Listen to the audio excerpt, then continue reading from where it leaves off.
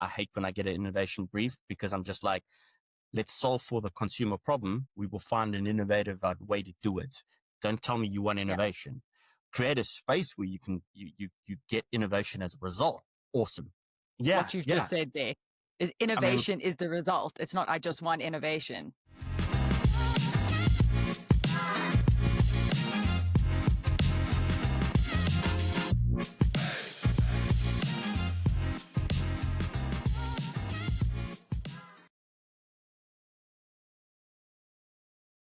Welcome to Beyond the Billboard. Today, our guest joins us all the way from the Netherlands. So I don't think that Beyond the Billboard can ever be accused of not bringing you a variety of guests from a variety of locations. He started his media journey in South Africa, and we are so excited to welcome Ricardo Lopes, who is the Global Strategy Director from Dentsu International. Thanks for joining us today, Ricardo. Only a pleasure, and it's nice and sunny in the Netherlands, so yeah, all good on my side, in case anyone wanted a weather forecast. Well, everyone's going to be jealous because it's cold as anything in South Africa. Ricardo, you and I first met when you were heading up the Red Star team, which is the media team that works on Heineken at Dentsu in South Africa.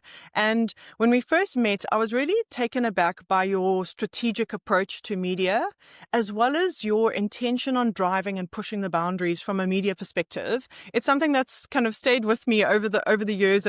I wanted to just kind of set the tone for the episode today, and I wanted to ask you, from your time and experience with the Red Star and the Heineken stable of brands in South Africa, how did you see the value that Out of Home brought to building such big iconic brands when it came to media in the South African landscape? I think, joining the Heineken business, it was super clear that they had a really strong foundation on how they decided they wanted to build brands. And so it made it arguably very easy for us as an agency to kind of plug into that and support them. And they really prescribed, and still do today to a certain extent, behind the Arabic Bass type of thinking, and making sure that you're driving, mental availability, and also physical availability and all those good things. And so a lot of the work we would often do for them would be really, to your point, set in like really strong foundational principles. While we set our foundations on the principles, we always wanted to stretch ourselves in terms of innovation. And so that allowed us to do all the really, for lack of putting it in a better way, cool stuff, So it's like, make sure that we have a foundation, and then we always look for that cherry on the top to really amplify it. And so that's the first thing. The second thing is within that mix and understanding what channels can do for you and how we want to support their philosophy on how brands grow in their business. We always saw Out of Home as a critical part of that. One, because of the landscape we're in. Yeah, like Out of Home is a critical part of reaching consumers, especially if you think about the middle market, lower end of the market that they would be targeting. So just practically from a consumer perspective, Out of Home was always critical. But also, secondly, if you just think about creating an iconic brand and really bringing to life those distinct assets, and I kind of feel like I'm giving Byron Sharp a bit of a plug here, but like really making sure that you make those assets sing and get the most out of it. Out of Home is a really great platform to do that. And so we never really had an issue with trying to show the value of it. We always saw the value of it inherently, and the client bought into it. I think that's important because both parties were like, yeah, we should be doing Out of Home. If we had done the Soweto Towers with Soweto Gold, and that was like a massive thing, and client didn't even question it. They were all in for it. And they understood what it did, and it created a landmark for us. And so it paid back. I think I've always seen the benefit of Out of Home. The client saw the benefit of Out of Home. It just made it super easy, to be honest. It's not always the case. Yeah, I think it's incredible. And also, thanks for mentioning the Soweto Towers. We actually had Larumo Marcelo, who's the media owner who owns Kenna Outdoor, who they own the rights to the towers. And we had him on an earlier episode to discuss kind of the role and impact of large format and Out of Home and iconics, not even just large format, like iconics, like the Soweto Towers. And, with my time at Dentsu, I definitely do remember the rollout of those towers and the team's like ruthless commitment to get that right and what it took to get it right. But I think you've really, I love how you've painted the journey of kind of getting to that point. You said some things that have really stuck with me around the cherry on top from a media perspective is around doing that innovation. And I think that it really is that kind of every brand, I think, when they're active in media and in out of home, want to do something different. They want to be innovative. I don't think a lot of people get it right. And I think that you need to define what is your cherry on top going to be and how are you going to bring that cherry on top to market. And the other thing you said that also is staying with me is that if you want your brand to sing, you kind of include out of home to do that. And I've never heard it kind of described in that way. And I think it's such a brilliant description, because putting your brand just out there, plastering it is one thing, but actually bringing the brand to life, that's where the innovation piece comes in. I think linked to the technology piece kind of is intertwined with that. You're going to need to be using various technologies to actually untap that opportunity and bring it to life. And yeah, to make your brand sing. I think that's such a beautiful description of what out of home can do. I think, the three of us would agree with the statement I'm going to make. So there should not be any surprises of what I'm going to say now, but I think you need to be super deliberate in how you want to bring your innovation to life. And what I've found is 100%. I think we're at a point where we're battling with abundance. Like, we just got so much data. We've got so much information in terms of how we should be building brands, what we can be doing. And I'm finding it very difficult to, kind of get to a point where you're very clear on where you should go. I think one of the things that I wanted to touch on that you kind of said something that triggered me was this thought around, ensuring that when we're looking at what we need to do, we need to be super deliberate about what we want to do. Yeah. Innovation for innovation's sake is not going to drive anything for you. And I read something once where you should always use the word value in front of innovation. And so with that, I think you're always going to be inundated with a lot of information and data as a strategist or any media planner. And so for me, what's always been important is to really understand that insight and make sure that it's deliberate insight. And what I mean by deliberate is it drives action. It's purposeful. It gives you a road that you can follow. And then two, that ultimately leads to deliberate execution. Yeah, you're doing something that is linked back to an insight that can drive a strategy that gives you the execution that ideally gets a result for you. If you think about outcomes based and all that. So I think long story short is your innovation should always drive value. Otherwise, it's just not doing anything for you. And I think a lot of that we kept in mind when we were developing work for Heineken. And even when I've moved into my global role, it's something where we're always thinking about. The tech will come and go. There'll be new tech coming out all the time. You guys know this. Everyone knows this listening in. But the principles for me have always remained the same. Ricardo, what rang true for me there that you were speaking about is that your innovation needs to drive value, and it's not just innovation for the sake of innovation. And I really love that. And it actually triggered a thought for me. We've spoken about this before, Livia and I, in a previous episode, is last year we saw a lot of trend around faux out of home. Yeah. And a lot of it was just doing innovation for the sake of innovation. And it didn't feel that it strategically aligned to a campaign message or a larger campaign. And I feel like it was this jumping onto a trend. Whereas if we saw the clients that were actually looping it back into either a big brand launch campaign or whatever that campaign strategic thread was, you could see how it could be effective versus just doing something because it was cool and it was an innovation and a trend. And it just triggered that thought for me. And I think what you were saying now is, there'll always be new tech. And I know a lot of people want to play in that new tech and play in those new spaces. But I think the critical rule here that you are landing and the message that you're saying is always tied back to the strategic thread, always tied back to that insight within that strategy. And then it will become effective for you and in essence drive value for whatever you're trying to achieve within that campaign. Yeah. Yeah, thank you for summing that up very eloquently for me. Yeah, you can always rely on Kirst to do that. Hey? Yeah, she's great at that. No, I think that's a really important piece. Yeah, like just constantly thinking about does this make sense for my strategy? Does this make sense for the brand? And will it get me the outcome I'm looking for? Not, I want to be the first to use this tech. Like if by chance it aligns with what you want to do, great. But just give it some thought and make sure it actually links back. Otherwise, it's just going to be gimmicky. And basically all you're doing is creating content for your LinkedIn feed and not necessarily doing the right thing for consumers and what the brand needs. So yeah, I think, give it some thought. Yeah, everyone can be, first very easily. Like doing something that actually adds value is what counts. Yep, and a core principle to follow. And I think that segues us nicely into my next question and topic is, you being in an international role and having obviously done so much work and have a wealth of experience of the South African market as well, I wanted to ask, what have you seen when it comes to out-of-home tech, out-of-home innovations, tech being used not just from an innovation point of view, just within out-of-home media as a medium? What have you seen happening internationally or there in Europe that you feel is still in its infant stages here in South Africa, or perhaps not being utilized enough or at all? And would kind of say there's some focus areas for us as a market and perhaps as a continent as well, of certain tech or ways of using technology or different innovations that could be utilized in different ways.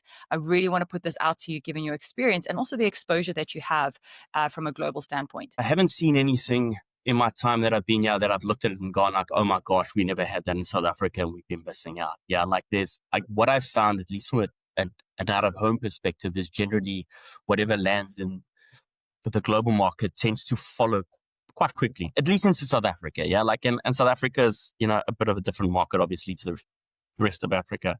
But I've never felt that I've seen stuff at a global level that I've gone like, oh wow, like we've never seen that in SA. You might see different formats, and screen tech being used slightly different because it gets kind of launched in Europe or the States far earlier than it does in the rest of the world. So like to the point that you raised earlier, I've seen the faux out of home trend pick up. A lot of guys in the US, the UK, the rest of Europe, Australia using that.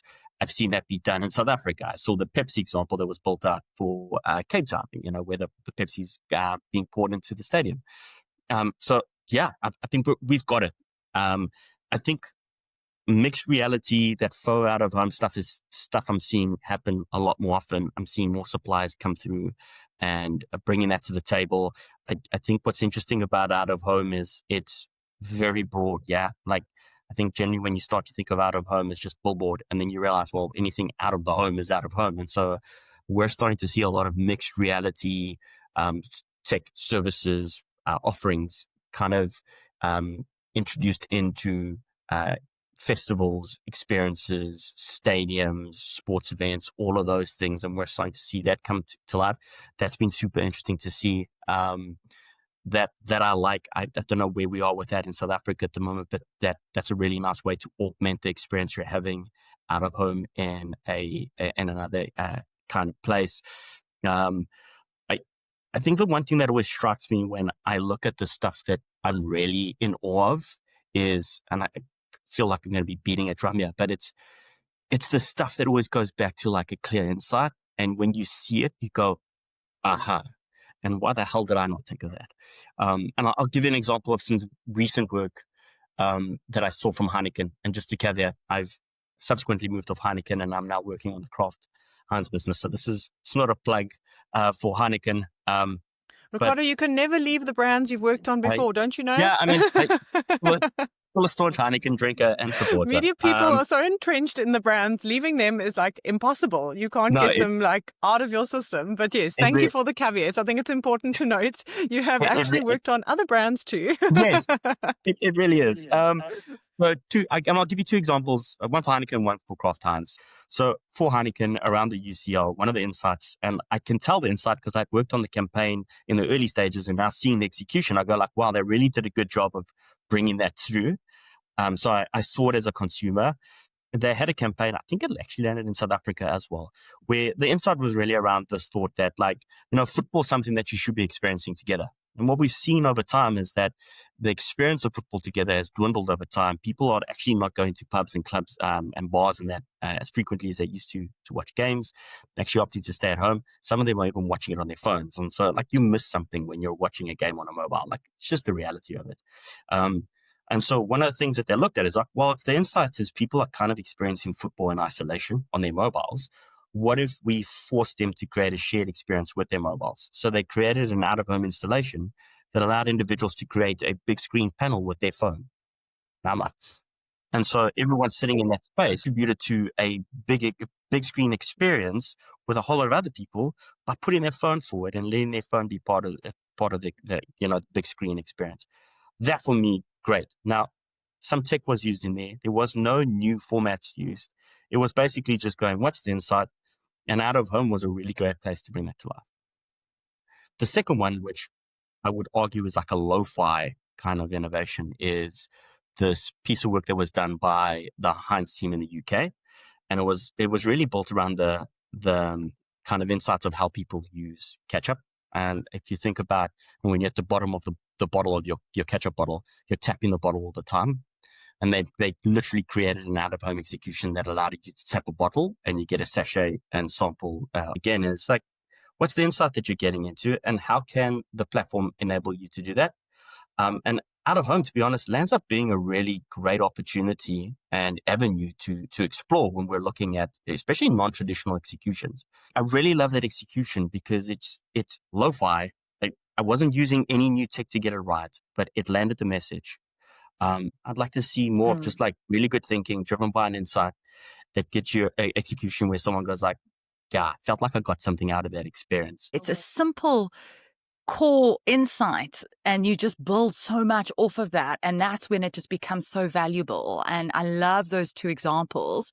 And I know, Liv, you've spoken about that Heineken share screen campaign before. Yes, I'm actually quite pissed about that, Ricardo. Because my prep for the episode, I was like, this is going to be one of my talking points. And now you've taken that from me. But no, I'm just joking. I think I'm so glad that you mentioned it, because what I loved about that, and Chris, thanks for kind of your interjection there, because there are two really critical things that I want to unpack here. And I'm so glad that we've got like literally global head of strategy at Dentsu with us to have this discussion. But kind of around both of the examples you've given are unpacked around human truth. Everyone says that word. Some people are like, don't use these like overused words, but an insight that is very relatable to everybody is what actually makes you remember or reference a campaign. When somebody says, can you think of something that stood out to you? The reason it stands out is because there's usually a connection that you can relate to. So that Heineken example that you gave, and for those of you joining us on YouTube, we will add the video link in the episode, as well as link it in our post on LinkedIn when we post this, so that everyone can see what we're speaking about. But the insight, like you've unpacked it, is more like people came to malls with their phones, and then at an activation area within the mall, they then placed their phones together. So it's bringing people together, and it was so amazing to see everybody coming together and watching it together that it actually stuck with you. I think what the other thing I loved about it is that it played out in the malls. And I think that, you know, Kirsten and I have often had this discussion around gamification. There's so much tech and technology available around the coupling of gamification, activations, and out of home. And usually the best places to do those type of things are in a pedestrian environment, like a train station or the car train or park station or a mall or the airport, where you can captivate your audience. You can have this like screen and person interaction. So I love that the activation played out in the mall space. I'm not sure of the details of the campaign. I would have loved to have seen how it was activated outside of that specific court area where, you know, I would imagine all the mall screens would have like encouraged people to join in. Maybe outside of the mall, they would have been communicating what was happening. And obviously the campaign would have been supported by other media channels. But I love, like I said, as you mentioned it, I was like, damn, man, that was my big thing to bring to the episode. But I'm glad that you spoke about it, because it's such a great example. And the other thing that I wanted to actually just get into more detail on is that clients are all speaking about innovation. Media owners are being asked for innovative ideas, or they're saying, we have innovation we can bring to market. Everyone's throwing around the innovation piece. And what's actually more important than the innovation piece is the insight. And it's that human truth part. It's the key insight that it's built on. And if you're not in a media agency or a creative agency, that part, even to me sometimes to this day, still has some mystery around it. How did you come up with the insight? So your example of HEINZ is like, you know, everyone can relate to trying to get that last little bit of ketchup or some other product out of a jar. And I think that it's that kind of unpacks how the rest of the campaign lands, a campaign that's really worth its weight. And Ricardo, I wonder if you could share with us, what is that process from a strategy perspective of getting the insight? Where does it come from? Who do you talk to? What is the process? Can you share any of the kind of behind the scenes working that go into the process of trying to mine or like get that nugget? I wish I could say there was a really clear paint by numbers process we would follow to get to that. but there isn't. It tends to be messy.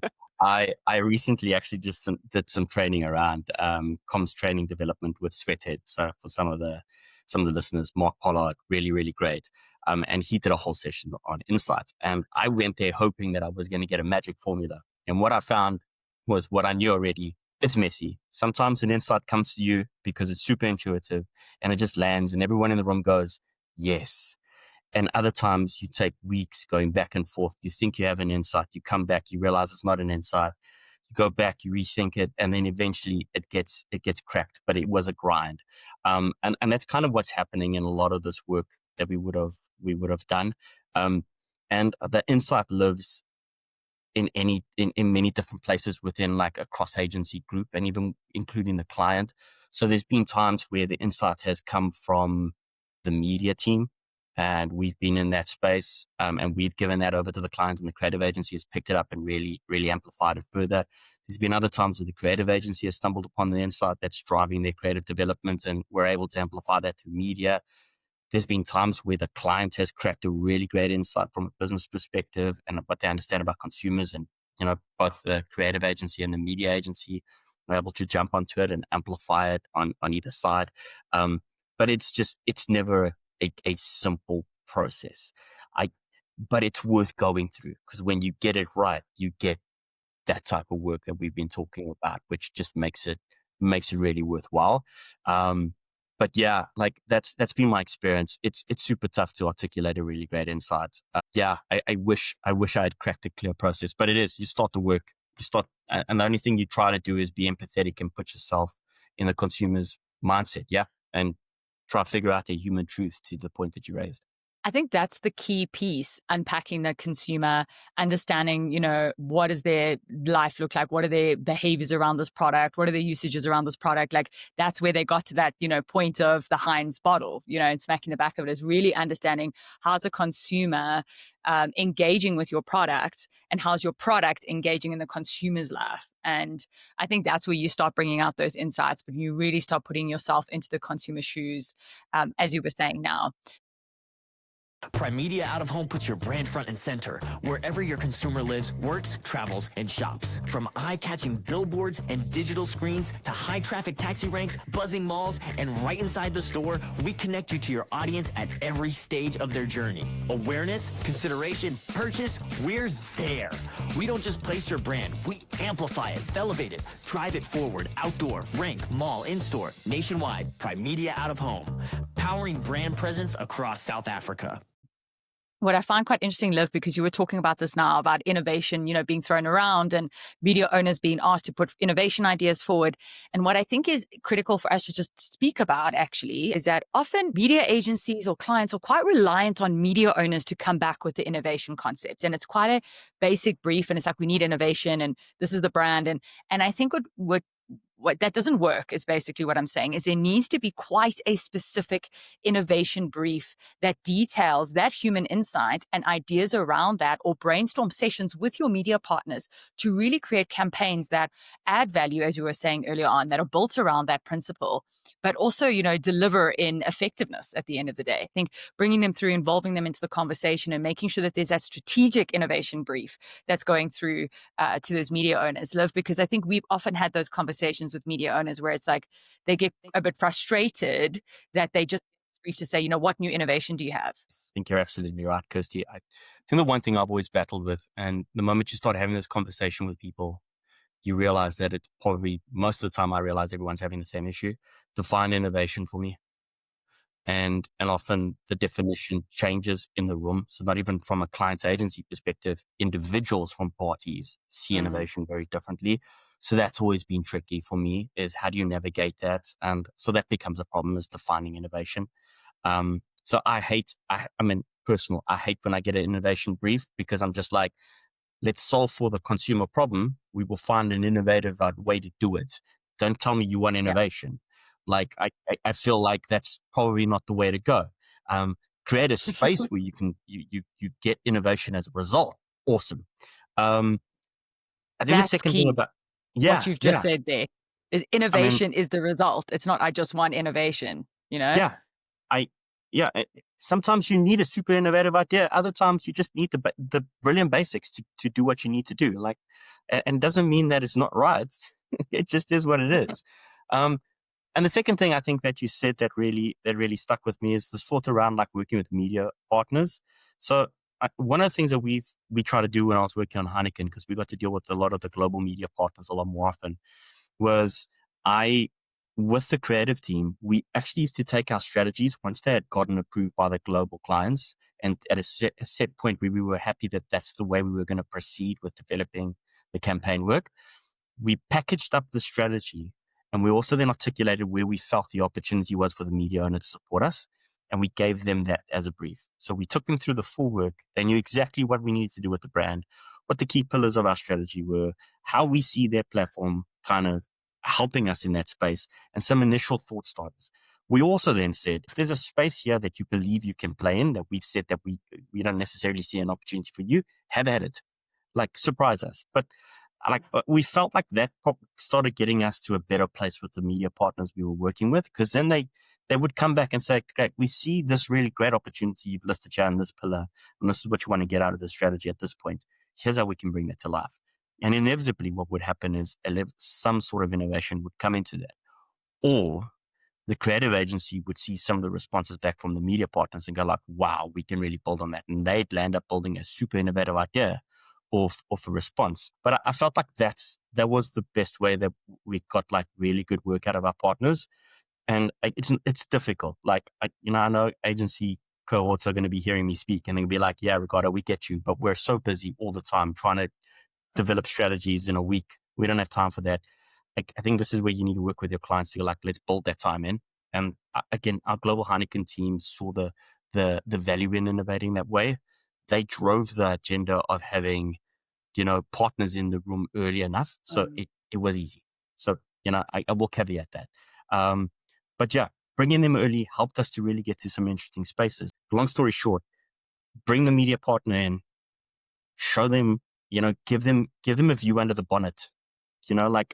Instead of writing them a brief, just show them the strategy. They'll get it. I mean, they're in the industry. Let them build off that. I agree with you in that no one has the time to take 350 different media owners through the media strategy. And I don't think that's what you are encouraging the industry to do. It's more that the partners that you are working with, give them as much information as possible, because it's less time consuming for me to take the time to properly bring them, the information, the strategy, all of the insights to that partner to come back to you with a solid revert that's actually relevant. Then it's poor briefing, right? So if you brief poorly and then you get poor work back, then you have to go back again. So that's more time consuming than taking the time to actually say like, here's all the information we can share with you about the brief. This is what we're looking for. Can you come back to us? And I think it speaks to partnerships. And I think that's how great brands are executing exceptionally well in media and in out of home, is that they are working with partnerships. It's not a transactional, we had to book a billboard, so we had to work with this guy and we gave him as little as information as possible and expected the best result. So I think that that's really a key point that you've landed there on that. I agree with you, Liv. I think for me, it's about also remembering innovation's not an add-on. It's not like we're going to do this campaign, just tick the box of having innovation to say we did something really cool. And I think that circles back to a bit of the topic and at the top of the conversation today, the top of the episode, which is don't just do some tech or something, cool because you want to, jump onto the trend, but also don't look at innovation as an add-on to your campaign. Yeah. Look at how it is actually amplifying your campaign or really tapping into that strategic pillar or into that strategic human insight that's kind of running through. I think that's a really key piece to land there as well.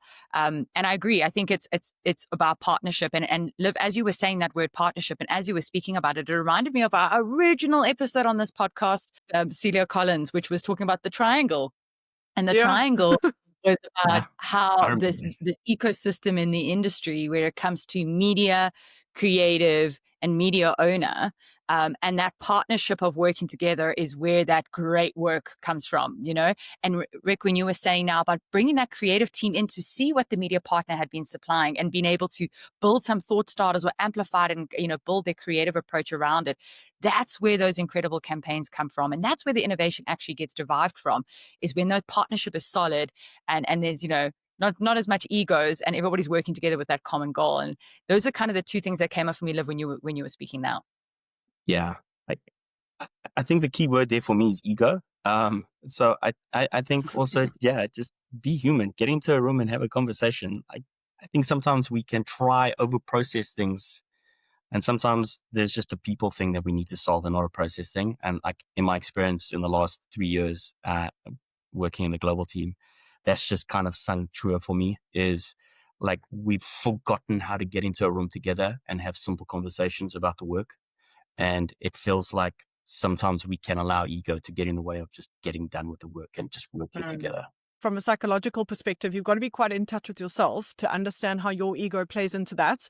And again, depending on your role, depending where you're at, personally and professionally, but ego can have such a detrimental impact to actually great work if you're not able to bring in partners in an open way with no ego. Just the ego play is actually for everyone to benefit from an amazing campaign that they're able to pull off for their clients. Just to change gears quickly, as we head towards our close, you know, we've jumped around quite a bit and touched on a few different topics. I think we've unpacked some really critical pieces in this episode. We've really spoken around how the innovation is based on an insight and the tech will bring it to life. And there are various opportunities in that space. And I think my closing question to you is, what innovation or opportunity do you think there is in out of home that can be enhanced by technology that you'd maybe like to see more of? Like I said, for me, I've been beating this drum for a number of years. I would like to see more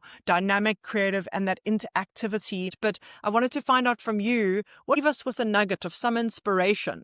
I always battle with these because I kind of, the thing that I would always like to see is just a drive to getting back to the basics and doing just good work.